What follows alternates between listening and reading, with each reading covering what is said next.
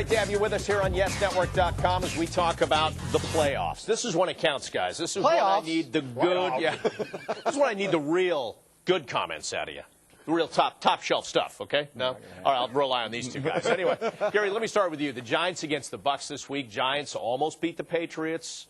Feeling pretty good about themselves coming into this game. What do you think? You know, I've never seen a team, Bob, that has felt so good after losing a game as the Giants have. I mean, I think they should get a medal just because they came close against New England. I don't think that's good enough. Now, it was one thing, once Tom Coughlin decided he was going all out to win this game, I don't see really what you get out of losing the game. And the Giants have spent the entire week patting themselves in the back for coming within a field goal. Yeah, but don't you think there were, if you look for silver linings, you're not a silver lining, you're not a glasses half full kind of guy. Look, Eli Manning played a lot better, 4 touchdowns. Now, I think that is the major thing, the major positive that came out of this for the Giants is that after Eli had played so poorly in the last couple of games, especially against the Redskins and then against Buffalo where he had all those turnovers, the fact that he had 4 touchdowns and only 1 interception and pretty much stood toe-to-toe with Tom Brady and played really well, I think maybe there could be some positive carryover to Manning going into this game. And really, that happened at exactly the right time for him. So that's the thing that I think Howard came out of this game is that Eli played pretty well. Eli played okay. I think Hickson did a good job in the return game, which was very shocking. He had a guy on the bench the whole time that,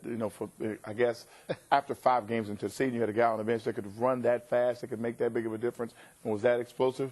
That was a big thing. I think that kind of will give Tampa something to think about. Do you think it matters at all that this has been a very good road team so far? The Giants have this season 7-1 on the road, and now they're back on the road. I think it's probably the greatest thing for the Giants because they seem to be at home on the road. They play better on the road. For some reason, when you would think the crowd noise and everything kind of came against them, nope, that's where they play their best. The defense is all fired up. They like the crowd being against them, which seems like it should be okay if they're at home. The crowd's against them a lot because they're losing games at home. But they really enjoy being on the road. The defense plays better. The offense plays better. It's very strange for a team to be there. One of the things you realize when you're on the road, it's just you. It's just the coaches and the players. There's no other areas. And Coughlin keeps a very tight rein on these guys. When we used to go to hotels, we didn't go anywhere. We stayed in the hotel. There was film around. I think it's a very compact, very focused environment when you go on the road. So you say the families are bothering them at home? It could be. Yeah, those families. You don't have to take out the garbage. Yeah, that's true. That's true. Now, let's talk a little bit about the quarterback situation there. Jeff Garcia comes in. This is a guy that always seems to kind of be a thorn in the side of the Giants. He's killed him a couple times in the playoffs. Well, Jeff Garcia is an interesting guy. I think this is his 5th team in 5 years, I think. But, he throws 13 touchdowns, only 4 interceptions. This guy had 250 straight completions at one time. So he's a player that can buy a lot of... Without an interception. Without an interception, yeah. He's a guy that can buy a lot of... But 250 straight completions would be an NFL record. That would be pretty good. He's good, but he's not that good. But you think the Giants can put a little pressure on him, get to him? Well, they'll have to, but here's the thing I think is going to be difficult. The Giants are going to have to be extremely disciplined. They'll have to collapse the pocket, and when Garcia tries to get out, the people that are responsible for contain better stay there because he will eventually come out.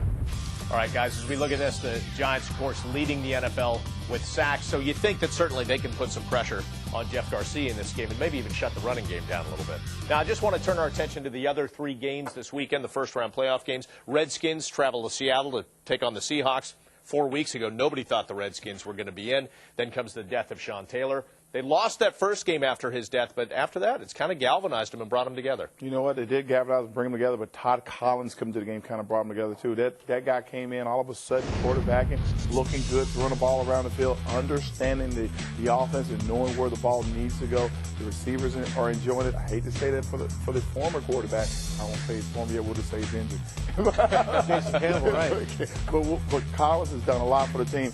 Even when he's playing that well, the great thing is that Clint Portis is able to pick up, move along, get the ball on the outside. Collins knows how to spread the ball around. It makes Portis a better back.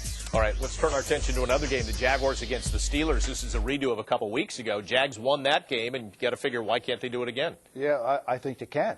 And the thing is that running game, these are 2 teams that are going in opposite directions. The Jaguars have put their running game together. You have Fred Taylor, and then you have LeBrandon Tofield that comes in there, and then you have a guy named Maurice Jones-Drew. This is a dynamite running attack, and the Steelers have seemed to have forgotten how to tackle these runners anymore. So I think the Jaguars are clearly the favorite in this game. All right, final game, Titans-Chargers in San Diego on Sunday. And the Titans, last week of the regular season, well, they do what they need to do. They win and they get in. Right, and it was a former Giant, Kerry Collins, who stepped in and played really well after Vince Young suffered that quad injury. But, you know, looking at San Diego, other than New England, they are the hottest team going into the playoffs with 6 straight victories. One of those included a game at Tennessee a couple of weeks ago.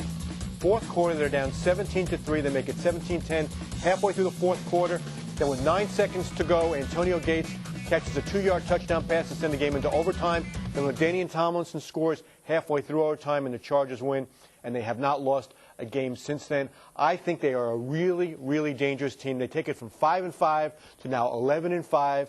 Last year they were 14-2. It seems right now, Bob, they're playing as well as they did for most of last season, and I think they could be extremely dangerous.